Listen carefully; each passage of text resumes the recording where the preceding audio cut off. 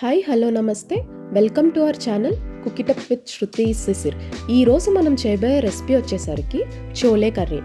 ఇది చపాతీల్లోకైనా పూరీల్లోకైనా అన్నంలోకైనా అలాగే వెజిటబుల్ పులావ్స్ కానీ జీరా రైసెస్ కానీ ఎందుట్లో అయినా బెస్ట్ కాంబినేషన్ అని చెప్పచ్చు.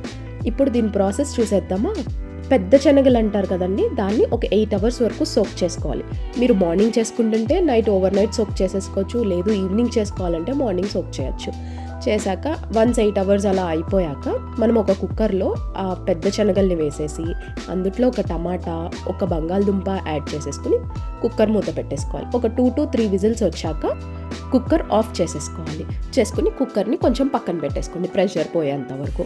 ఈలోపు మనం ఒక ప్యాన్ పెట్టుకుని అందుట్లో కొంచెం ఆయిల్ యాడ్ చేసుకుని ఉల్లిపాయలు పచ్చిమిరపకాయలు కొంచెం ఫ్రై చేసుకోవాలి. ఈలోపు కుక్కర్ ప్రెషర్ పోతుంది కదండి, పోగానే ఒక గుప్పుడు శనగలు అలాగే ఒక టమాటాని మంచిగా ఫైన్ పేస్ట్ లాగా చేసుకోవాలి. ఆ తర్వాత ఆ పేస్ట్లోనే బంగాళదుంపను కూడా వేసుకుని ఊరికే మనం చేత్తో ఇలా ముక్కలు కింద చేసేసుకోవడమే.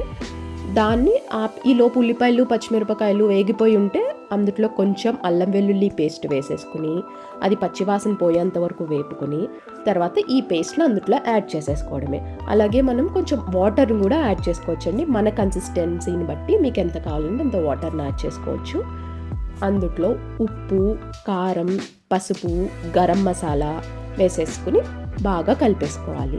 సో టేస్ట్ చూసేసుకుని కొంచెం ఒక 2-3 మరుగులు వచ్చేంత వరకు ఉంచుకుని ఇలా బుడగలు వచ్చేలాగా ఉంచుకుని పైన కొత్తిమీర జల్లేసుకుని స్టవ్ ఆఫ్ చేసేసుకోవడమే.